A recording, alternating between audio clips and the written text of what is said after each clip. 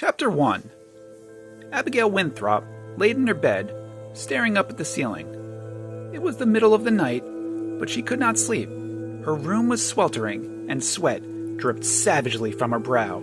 But this was not the reason for her restlessness. Abigail had too many thoughts running around in her mind. Thoughts of the world, thoughts of the environment, and worries about the longevity of the human race. Earlier that night, Abigail had witnessed a television broadcast by the president addressing the public. The president solemnly informed the nation that within the past week, temperatures had reached an all-time high. Brush fires had been erupting all over the world. People were dropping from heat stroke, and as a people, they must unify to battle against global climate change immediately.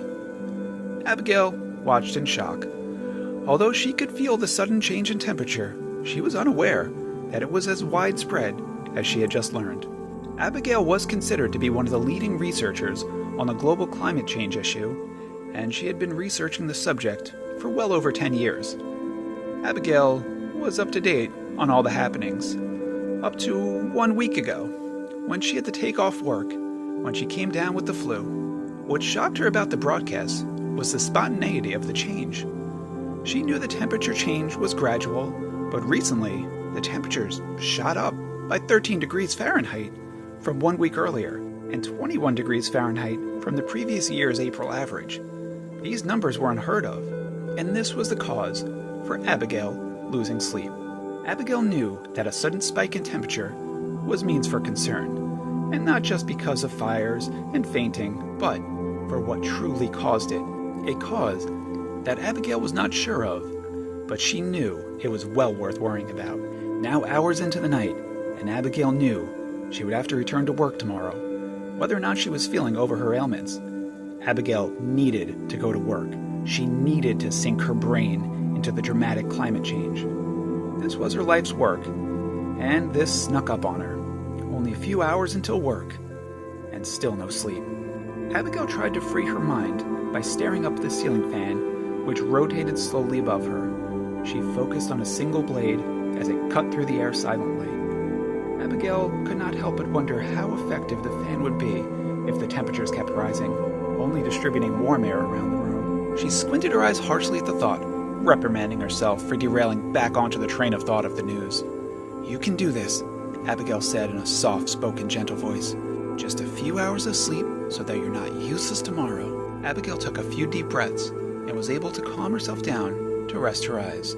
Her head fell onto her pillow, and she obtained some much-needed rest. But next thing she knew, her alarm was blaring. Abigail groggily arose from her nighttime tormenting grounds and entered the shower. The warm water refreshed Abigail, and for a moment, she was worry-free. She thanked the shower for its relaxing powers and jokingly contemplated spending the night under the running waters. The thought brought a smirk to her face, but it soon faded as she returned to reality. Abigail finished up her morning bathroom routines and opted to skip her makeup applications, claiming to herself that makeup could not save her today. The giant dark bags under her eyes, combined with the overall drooping of her skin from the illness, was more than a challenge to cover up. A challenge Abigail was unwilling to overcome. Plus, she never worried too much about her appearance. Abigail rummaged through her pantry for something to eat for breakfast and settled on a granola bar. She knew that she needed the energy, so she wanted to eat, but she had not yet fully regained her appetite. Abigail grabbed her keys and backpack and blew her fish a goodbye kiss. She exited her apartment, locked it, and then double-checked the doorknob to ensure that it was indeed fully fastened. She made her way to the parking garage, where she unlocked her bicycle and boarded it. Abigail started her ride to work, a ride that was just over 2 miles, which she justified as not necessary to drive her car. Abigail was a strong believer in conservation of energy practices. As Abigail pedaled, she could feel the back of her shirt dampening and rubbing against her, and she regretted not throwing an extra change of clothes into her bag. The sun was not even up yet, and it was only April. The heat was almost unbearable to be out in, let alone cycling in. Abigail took a brief rest at the halfway point, under the shade of some old-aged oak trees. In her time of rest, she reviewed some research papers that she pulled from her bag. During her week absence from work, she spent much of her time reading old papers that were published on climate change. In planned on incorporating and comparing some of the more archaic methods into her research in order to test some of her hypotheses. From her research, Abigail had predicted a sharp increase in the temperatures, but never predicted that it would appear so soon and in such extreme conditions. Feeling up to continuing her journey to work, Abigail packed up her papers and went on her way. She pulled into her bicycle parking stand, a stand that she had a tough time convincing the Wellington Research Institute to install as a way to encourage employees to reduce emissions by riding bikes. She then entered the automatic sliding doors of the institute and was met by the cold breeze of air. Since it was Monday morning, Abigail shook her head at the thought that the air conditioning was left on all weekend to cool the undoubtedly empty building. Abigail walked through the facilities, making her way to her personal area. Along the way, she passed one of her colleagues, Jake Swanson, a tall, thin, clean-shaven man who looked like he was as close to age as Abigail, both appearing to be in their mid-30s. As the two passed, they exchanged typical workplace formalities before jumping into personal dialogue. "How are you feeling?" Jake asked, seeming sincerely concerned. "Better physically, but distraught over the news." Abigail wasted no time directing the conversation. "I know. I got in early this morning and already started collating the data over last week's gauges," Jake noted. "I should have the reports to you by mid-afternoon." "Thanks. That will be very useful. I need to look at everything I can. Try to take it a little easy today. We do not want you getting yourself sick again. No offense. You look horrible today." Abigail shot Jake a look at the comment, but followed it with a smirk. Abigail knew what she looked like today, but also knew that others commonly found her attractive. An attribute of hers she felt had gone to waste, since she was dedicated to her work, and found no time for a personal life other than her two fish, Christian and Doppler. "Has Todd gotten in yet?" Jake shook his head no, and went on his way. Abigail then continued on her way to her office, which she shared with Todd Peters, her research partner. Abigail opened the door and was delighted to see that Todd had cleaned the office, a gesture that meant a great deal to Abigail, since the two of them usually bickered about the clutter in their shared workspace. Abigail placed her bag down and began to unload her papers so that she can get right to work when she heard a familiar gruff voice from the doorway. "Hello, Miss Winthrop. I wasn't expecting you." Without turning around, Abigail responded, "How did you find me?" "Quite easily, actually. Your name is on the door." "I've been meaning to get that removed. Perhaps I've become too complacent. What are your intentions?" "I was thinking of a welcome-back hug." Abigail turned around, smiling, to greet the cheery face of her research partner, Todd. Todd was only an inch or two taller than Abigail, but outweighed her by a considerable amount. His smile protruded through a thick black beard. "It is good to see you too, Todd." "We all missed you, and were worried sick about you," Todd said, as he grabbed Abigail and hugged her tightly. It was clear that the two had a special bond formed by years of close quarters and long hours together. Still remaining focused on the issue at hand, Abigail cut right back into her work. "What have you heard about the recent events? Do we have any numbers yet?" Todd pulled his swivel chair, plopped down, and coasted over to his workspace. "I started mapping temp trends, but I'm still waiting for Jake to get me the current data." "I spoke with him earlier. He said this afternoon." "That works well. We could run a spatial analysis and test the uniformity." Abigail paused for a moment and thought, and then continued. "I would also like to see if hotspots are being generated, and see the correlation to elevation, proximity to coastal waters, and subsurface earth conditions." Hearing the loud discussion in the room, Nina Larcroft, a receptionist, poked her head in the door. "You two are right back at it. Good to see that you are well again, Abby. Any way to fix the heat wave we're having?" "Still too early to tell," Abigail commented. "And this is no heat wave. This is an apparent worldwide catastrophe." Nina rolled her eyes and backed up slowly from the door and walked away, muttering under her breath, "You can't make small talk with scientists." Abigail and Todd dove back into their work, brainstorming ideas and taking notes on their dry erase board. The look of focus was visible on each of their faces, and a hint of distress. Once other workers started filling up the facilities to start their weeks, Todd closed the door to try to avoid disturbing others with their loud methods of research. Todd and Abigail had grown accustomed to proxy argumentative discussion tactics, which each one tries to shoot down the other's ideas to try to agree on a tactic that was flawless. Unfortunately, Due to the nature of this abnormality and the limited amount of data on the recent surge in the heat, most of their ideas were flawed at best. Neither of the two could come up with a decent angle to attack the research and try to place their minds on what caused the heat. So, to clarify, Todd summarized, could not be greenhouse gases because the jump was not gradual enough to imply that the sun rays were being harvested. We've also ruled out that the Earth's orbit has shifted, placing us closer to the sun, because we would have seen other anomalies other than temperature. Can we also agree that this does not have anything to do with worldwide conspiracy, where everyone turns on their hair dryers at the same time and aim it towards the sky? Todd stared at Abigail with a deadpan look on his face. At first, Abigail questioned her partner, but she knew him too well and knew his joking manners. I think you're onto something. Perhaps we should initiate a mandatory planetary crew cut policy to halt a conspiracy. If no one has a use for a hairdryer, then the industry would run dry. No pun intended. Todd, you're a genius. The two chuckled to break the mood and give them a much-needed mental break. Also, since the morning was coming to an end, they agreed it was time for some coffee to perk them up again. The two walked together, as was their routine, to the kitchen, each armed with their mugs. Abigail's choice of mug was solid black, and she held it in front of her tightly. Todd's choice of mug, much like his personality, was more eccentric. His mug featured a battle scene between Captain America and his nemesis Red Skull. Even the manner in which Todd held his mug contrasted with Abigail. Todd held his mug loosely in his hand, swaying with it back and forth at his side with each step. The two were an unlikely pair, but they were highly regarded among professionals as two of the best at what they do. What did you do without me? Abigail asked Todd. A whole lot of weeping, cowering under my desk. You know, the usual, Todd joked. The two entered the kitchen to Jake, rinsing out his own world's best dad coffee mug. Good news, you two. I'm almost finished getting you your data. I should have it ready within the hour. No need, Todd replied. We already figured out the source. Apparently, we narrowed it down to the hotness of Fabio posing shirtless for another romance novel cover. We took the initiative and contacted him and the author and negotiated that he be fully clothed until November. That should give the weather plenty of time to stabilize and give the book a publication date closer to the holiday season. Everybody wins. Jake looked at Todd with a blank stare and slowly shook his head from side to side. He then looked at Abigail and said, Are you sure you do not want to take another day off? Todd's jokes may make you sick again.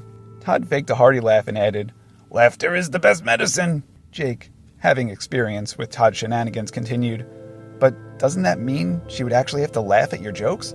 The two smiled at each other and went on with a less demeaning conversation. When all was done, each left with hot coffee to keep them going and much-needed mental break from their work. Abigail and Todd went their way back to their office and continued with some rough preliminary calculations before they received Jake's work, which was delivered via email. The two hungrily devoured the data on their screens, their eyes darting back and forth from page to page of temperatures over the entire world. After hours had passed, the two had generated over 100 unique graphs, which were plastered on all the open wall space they formerly had. They studied the graphs to the finest detail and scribed their findings onto a world map, which they had begun to color code. Abigail straightened her back from the hunched-over position she had spent most of her afternoon in and announced, It looks like my inclination was correct. There do appear to be hotspots across the world, but oddly enough, they are not the warmest climate. The range from Hawaii to Alaska to Chile to Italy to China to Russia to Djibouti. I am not seeing any patterns of these hotspots. Well, hotspots do appear to act as emanating sources. Temperatures decrease as distance increases. Perhaps we could run some partial differential heat equations and see the power of each. I think there's a lot of value in that. Should I put on another pot of... Abigail was interrupted by an announcement, which played intermittent with static from the speaker in the corner of the office. Attention all employees, the voice, which they recognize as the president of the facilities. We have just been informed that there is efforts to conserve power in this time of extreme temperatures.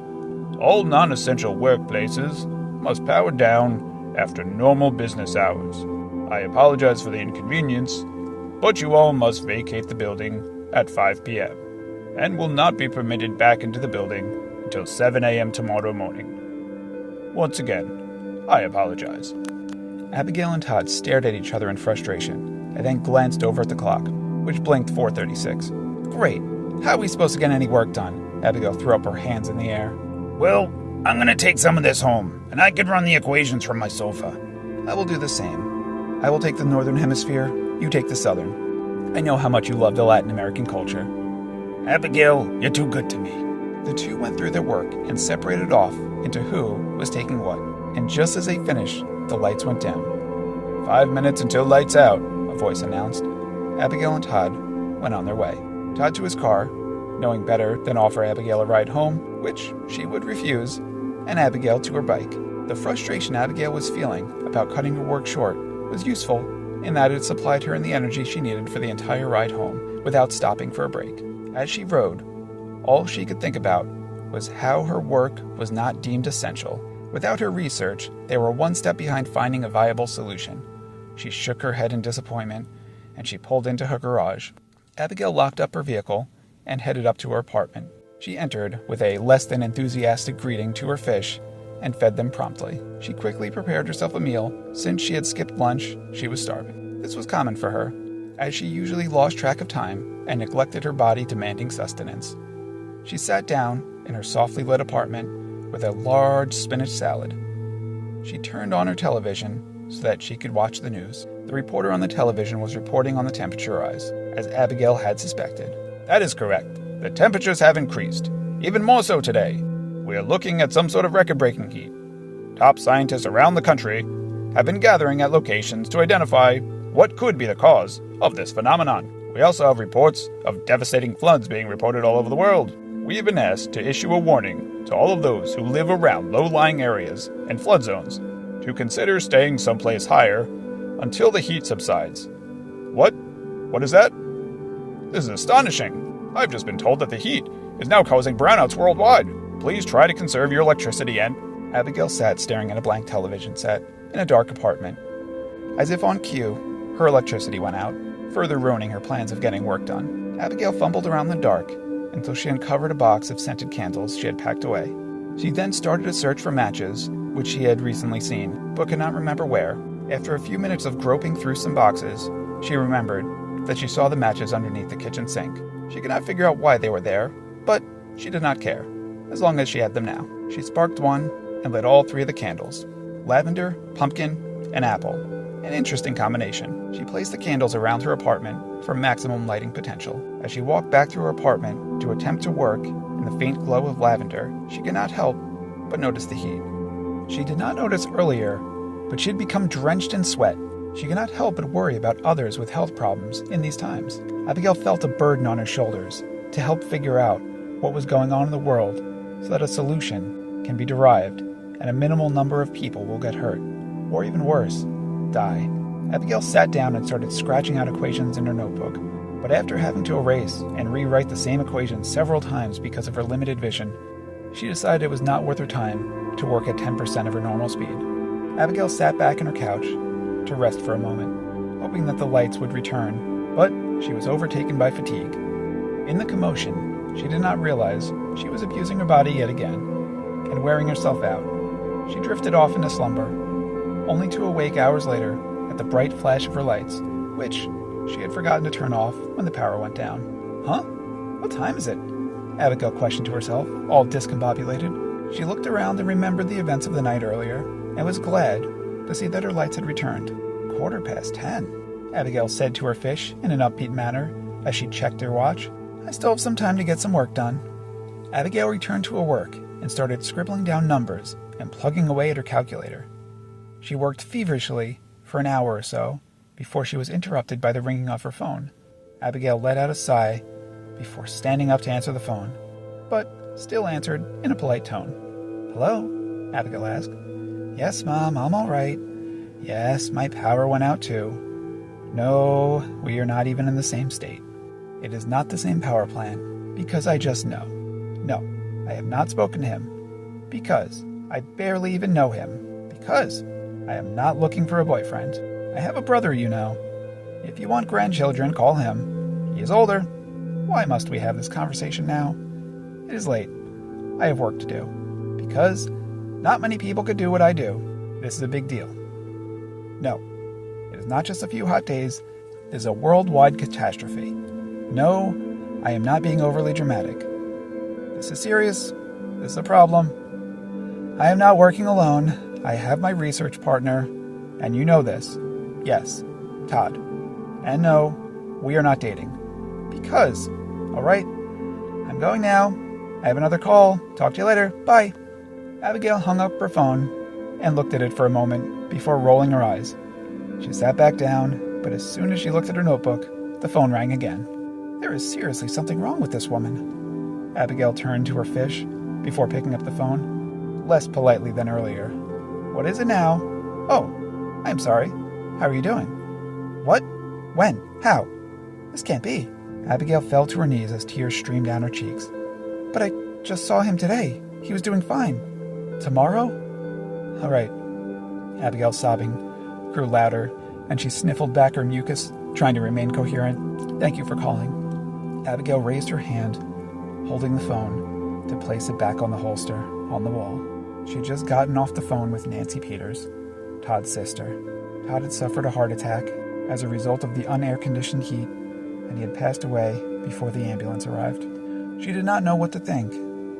He was her best friend. She thought of how her research was going to progress, and then turned to self-blame, claiming in her mind that had she been working last week when the heat problem had begun, she might have been able to catch it early enough.